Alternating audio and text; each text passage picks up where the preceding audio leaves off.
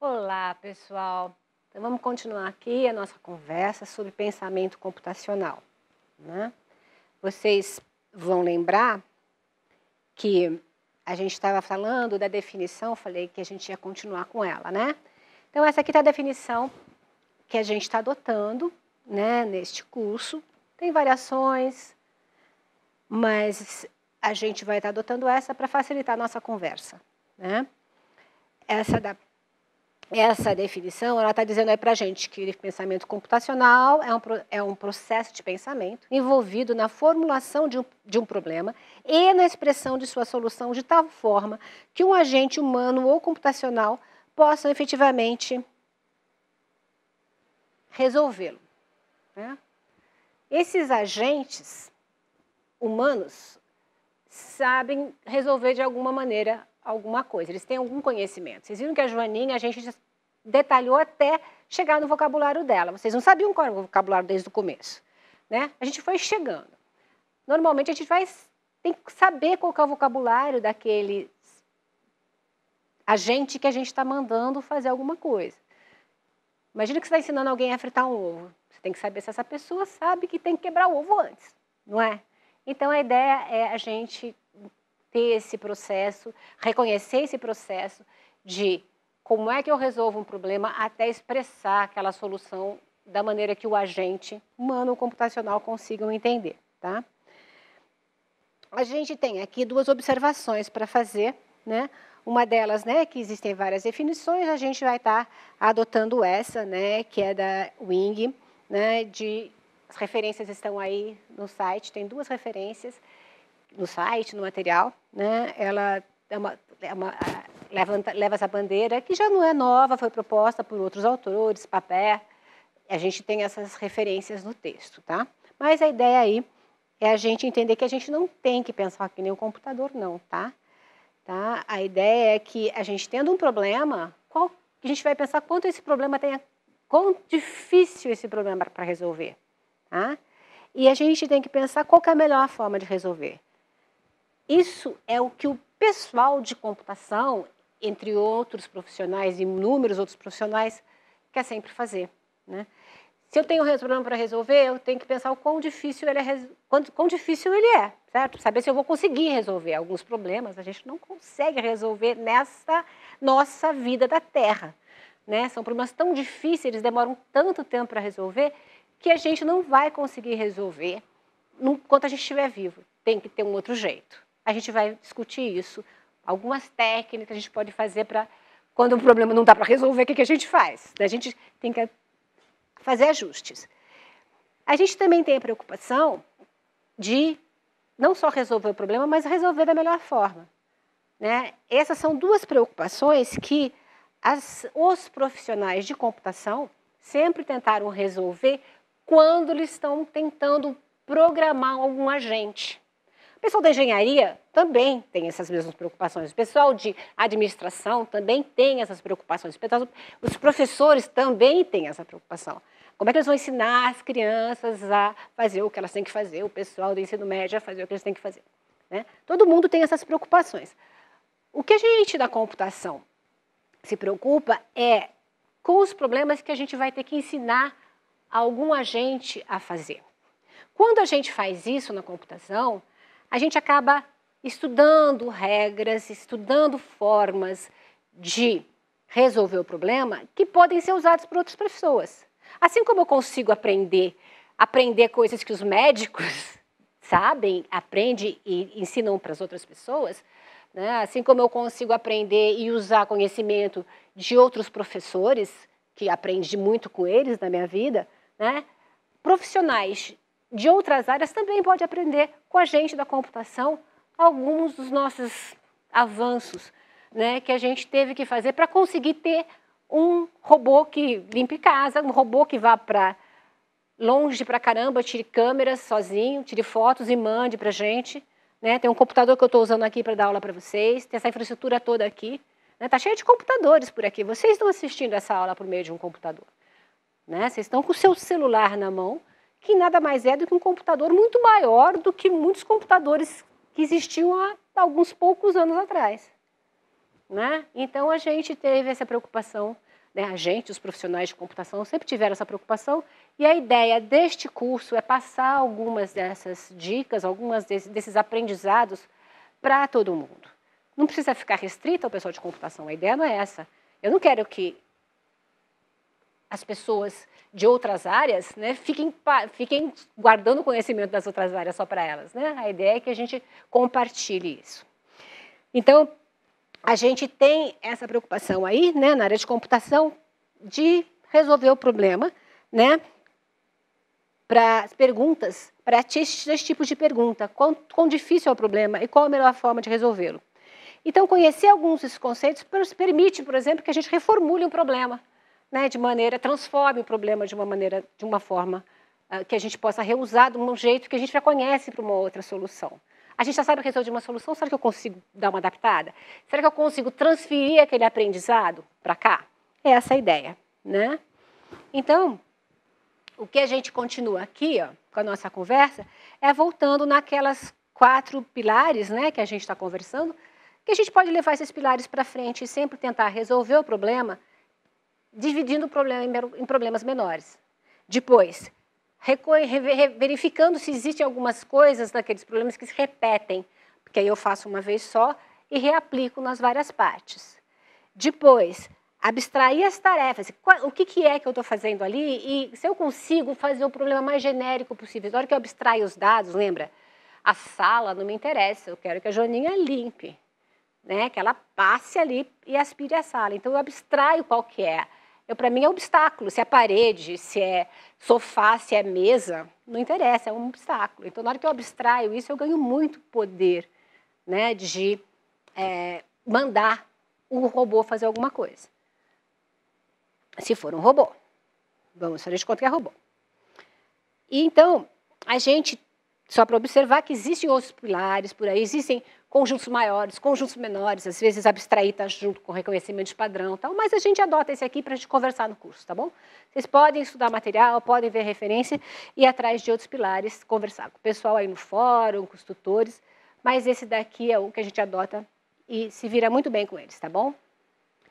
Bom, a gente lembrando aí, agora resolvendo, né, o que mais que a gente vai falar nessa nossa aula, a gente vai atacar alguns problemas, né? Vamos atacar, desenhar uma casa, todo mundo aí já desenhou uma casa quando era criança, tenho certeza. Desenhar uma operação matemática de divisão inteira, todo mundo teve que aprender a fazer isso, ó lá no, nem sei que ano, 6º ano, eu acho. E redigir um e-mail, vocês nunca tiveram que fazer isso. Fazer um pudim, quem aí já fez pudim? De micro-ondas. Vamos nessa, vamos desenhar uma casa? Ó, essa aqui é uma casa. Modelo de casa que todo mundo aprende a desenhar lá, um dos primeiros modelos de casa que a gente aprende a desenhar, ou que a gente tenta desenhar quando a gente é criança, né? Então, se eu fosse adotar ou aplicar aqueles pilares, né, decompor o problema, reconhecer padrões, abstrair as tarefas e os dados de entrada e explicitar o algoritmo que resolve o problema. Agora eu peço para vocês descreverem para mim como é que vocês mandariam alguém desenhar essa casa. E aí, se vocês fossem me mandar desenhar a casa, qual que é a ordem de instruções que vocês iriam me dar para desenhar essa casa? Para o vídeo e pensa um pouquinho nisso aí. Combinado? Combinado. Vai lá, para aí. Bom, agora que vocês pararam, espero que vocês tenham parado, hein? A gente vai ver uma possibilidade, um conjunto de possibilidades, como eu fiz da outra vez com a Joaninha, tá bom? Primeiro, eu posso desenhar a parede, né? Posso desenhar a parede, essa parede que está aqui, né? Na casinha. Depois, eu posso desenhar o telhado, né? Esse telhado que está aqui. Depois, eu posso desenhar a porta. Como eu já teria desenhado a parede, eu posso desenhar a porta. E, finalmente, eu posso desenhar essa janela aqui, né? Que eu quero com um xadrezinho aqui, quadradinho. Assim que eu quero desenhar minha janela. Sabe por quê? Porque agora eu posso até, na janela, desenhar esse retângulo, depois, na janela, desenhar uma linha vertical, que foi essa aqui que eu desenhei, e depois desenhar uma linha no meio da largura. Então, essa é uma maneira de desenhar a janela. Vocês viram que eu estou quebrando o problema de desenhar a janela em desenhar um retângulo e duas linhas. Normal, a gente faz isso no modo automático, nem percebe que a gente está quebrando o problema quando a gente está desenhando. Assim como a gente está escrevendo uma palavra, a gente não percebe que a gente está escrevendo uma letra depois da outra. Quando a gente está escrevendo um e-mail, que a gente está escrevendo uma palavra depois da outra, uma sentença depois da outra, uma oração depois da outra, um parágrafo depois do outro. Né? Então, a gente faz isso no modo automático. Só que se eu tiver mandar alguém fazer, eu vou ter que explicitar. Conhecer o que a pessoa já sabe fazer e mandar escrever, detalhar de maneira que ela cumpra o combinado. Ela não pode ficar na dúvida de se é de um jeito ou de outro. Lembra da definição não ambígua? Você fala, aquelas receitas de bolo, né? Ponha açúcar a gosto. A gosto meu, tá bom, né? Então tá, então tem que ser não ambígua.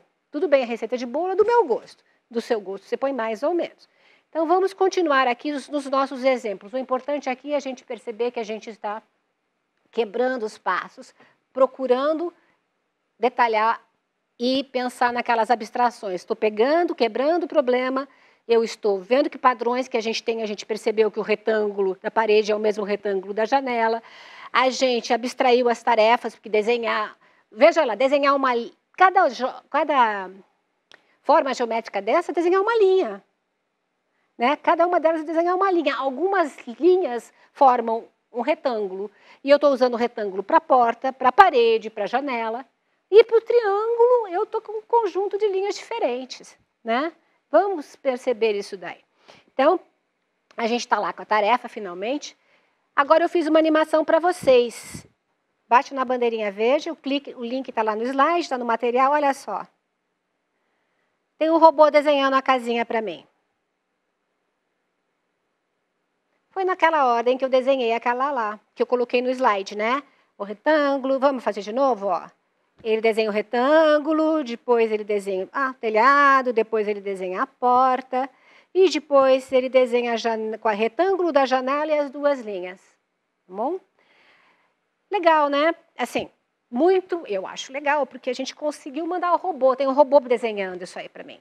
Né? Eu estou usando essa plataforma, que é o Scratch, que é a mesma plataforma que eu usei para a Joaninha, esse exemplo da minha Joaninha, que estava lá batendo nas paredes e simulando a cadeira, e eu fiz aquela escada, né, para abstrair aquela minha sala, os obstáculos, eu só precisava de um sensor para a escada, um sensor para a parede, e foi isso que a gente fez aqui, tá? E eu vou mostrar para vocês como é que vocês veem esse código aqui, tá? Como é que eu faço, ó. Eu até vou mostrar, entra aqui no slide, e vocês vão ver que no iniciar, vai no iniciar, eu só vou mostrar o iniciar para vocês, depois vocês se viram, tentam fuçar, aprende, pergunta no fórum, né? Bota os tutores para trabalhar, porque eles vão adorar. Então, toda vez que vocês entrarem numa tela do Scratch, o que pode acontecer é que ele esteja apresentando para você a versão em inglês. Vocês estão vendo lá que está when em inglês, né? When, a bandeirinha verde, clicked. Então, você pode chegar nesse mundinho, nesse globo que tem aqui no canto superior esquerdo e procurar português, que tem português brasileiro. E pronto, agora ele mudou para português, vocês estão vendo ali, tá? Então, vamos lá. O que está acontecendo? A gente está vendo que ali, ó, quando aperta a bandeira verde, o que ele faz? Apaga tudo, por quê? Porque se eu tiver aqui desenhado na tela, como eu tenho nesse exato momento, se eu apertar, a primeira coisa que ele tem que fazer é apagar para sair desenhando, percebe? E aí, apaga tudo, daí ele vai desenhar a parede, transmite para quem é de direito, desenhar a parede, transmite para quem é de direito, desenhar o telhado, depois a parede, depois a janela. E vocês vão ver aqui do lado direito, embaixo, que a gente tem uns lápis, que são os meus robôs, e cada lápis desse é especializado. Um desenha a parede, outro telhado, outra porta e outra janela. Vocês podem entrar lá dentro do programa e, como eu disse, clicarem aqui e pediram para os monitores, para os tutores explicarem o que está acontecendo, tá? Acho legal, quem tiver curiosidade de fazer isso, por enquanto, a gente vai estar usando, mais tarde eu vou explicar um pouco mais detalhadamente alguns desses para vocês, tá bom? Mas a gente vai dar mais uma visão geral primeiro. Agora eu vou voltar para os nossos slides, que vocês lembram que a gente tem mais outras atividades para ver ainda agora, nessa aula. Essa aqui foi a atividade de desenhar a casa, que a gente viu, né, abstraiu lá de usar a caneta, e a gente mandou mensagens, vocês viram que desenhou a caneta, foi o robô, o lápis que estava desenhando, mandou mensagens um para o outro para dizer, agora desenha a parede, agora desenha o triângulo. A gente posicionou o objeto, se vocês forem entrar para desenhar, ele realmente está posicionando o objeto e realmente está deslizando a caneta para desenhar, tá? Vão lá dar uma olhada no programa e vejam como isso está sendo feito. É legal porque vocês aprendem fazendo. Melhor maneira de aprender. Vamos lá, continuemos. Esse aqui é o que eu mostrei para vocês lá, né? Que é o exemplo do programa. É um programa que está dando ordens para a caneta lá, para a tela toda, né? Apague a tela e manda mensagem para as canetas desenharem, tá bom? E aí, a gente vai continuar aqui. No caso do exemplo, a gente tem aqui uma operação matemática de divisão inteira. Vocês lembram como é que faz isso, né? Decompõe o problema, se a gente for decompor, reconhecer padrões, abstrair tarefas, explicitar, como a gente já fez outras vezes, a gente pode falar que a gente está operando com o dividendo, o divisor, o quociente e o resto, né, de uma maneira que a gente pode mandar alguém aprender a dividir. Mandar, não. Agora, a gente normalmente está falando com criança, a gente não vai ficar mandando, a gente vai orientar a criança, tá? Então, você obtém o dividendo, daí depois você obtém o divisor, aí depois você obtém o número maior, você obtém o maior inteiro que, multiplicado pelo divisor, seja menor ou igual ao dividendo e atribua o quociente. Isso é o que a gente faz sem pensar. Essa é a regra que a gente aprendeu quando era criança. Depois você subtrai do dividendo a multiplicação que você acabou de fazer, né? E aí você está com o resto. Legal, funciona? Funciona. Mas se eu pegar esse caso aqui, eu tenho que dar uma adaptada no meu algoritmo. Ó. 55, eu tenho que adaptar por quê? Porque o 5 já cabe o 4, lembra? Então, eu tenho que fazer um ajuste ali naquele meu passo de obter o maior número inteiro que multiplicado pelo divisor seja menor ou igual ao quociente. Alguma coisa nessa linha, tá? Então, vocês estão vendo que eu adapto o meu programa. Conforme eu vou evoluindo com a minha solução, eu vou adaptando. E a gente já faz isso direto. Então, isso que eu quero que a gente perceba. Né? Que a gente está o tempo inteiro fazendo esses processos com a gente, com o que a gente aprendeu na vida. Né? A ideia é observar isso. Ah, eu já faço isso? Legal, eu já sei fazer isso. Eu já sei abstrair. Eu já sei reconhecer padrão. Eu já sei escrever algoritmo. Eu estou fazendo o algoritmo o tempo inteiro. Para escrever seu nome, você está fazendo um algoritmo. Né? E aí a ideia é que a gente consiga observar isso e aplicar esses processos do restante dos nossos problemas. Tá? Eu tenho aqui para vocês uma outra animação que eu vou deixar de brinde, que é a animação de enviar um e-mail, tá bom? Vocês estão vendo aqui, ó, preencher o campo, preencher o de destinatário, campo de assunto, redigir o conteúdo. Redigir o conteúdo eu posso quebrar em escrever a saudação, redigir conteúdo. Redigir o conteúdo eu posso quebrar em, vou fazer uma oração, um parágrafo, né, o início, o meio, o fim daquele conteúdo. Né? E aí eu posso finalizar escrevendo a despedida e depois eu assino. Isso tudo eu vou quebrando de novo, né? Então, mais uma vez, eu vou quebrando os passos, eu vou deixar para vocês estarem lendo sozinhos, né? Eu deixo o serviço para vocês, vocês estão vendo, né? E vão quebrando, tá? E eu também fiz uma animação Scratch para vocês, que faz uma versão de escrever e-mail, tá? Vão lá, usem, aprendem, vejam o que está acontecendo, eu uso outros recursos, e é legal a gente estar fuçando, vendo como é que aprende, tira dúvida com os tutores, tá bom?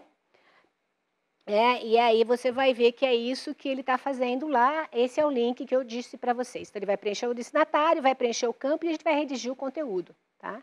É super bom, eu gosto. Né? E a última é a de fazer o pudim de leite condensado, tá? Que eu vou deixar para vocês, tá?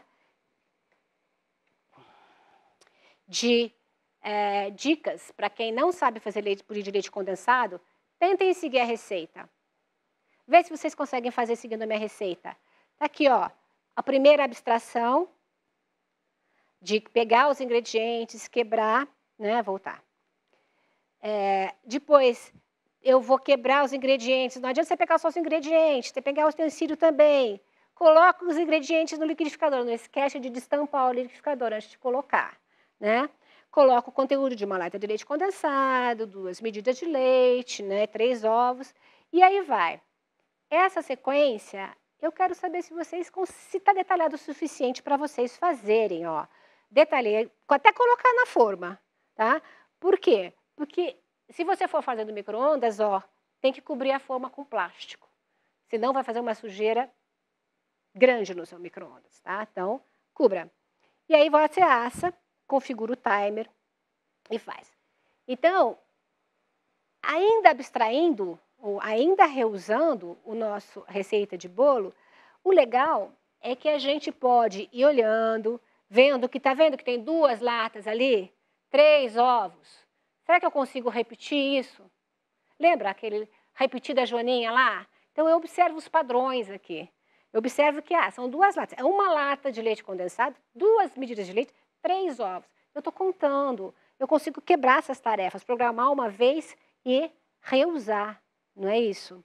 E o legal é que ainda consigo, essa animação vai me mostrando passo a passo, então a gente, né, tem que ter um pouco de paciência com ela. Mas o legal, olha só, viram o que aconteceu? Como é que você mudaria a sua receita para pudim de café, de cacau ou de canela? Tarefa para vocês, então.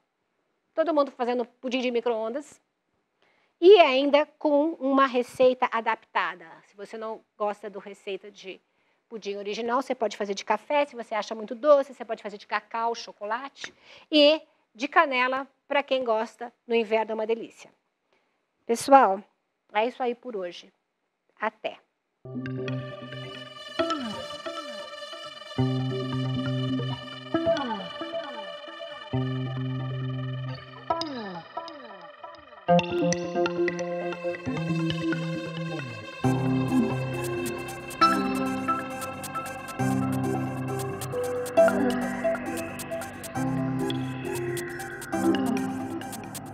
Thank you.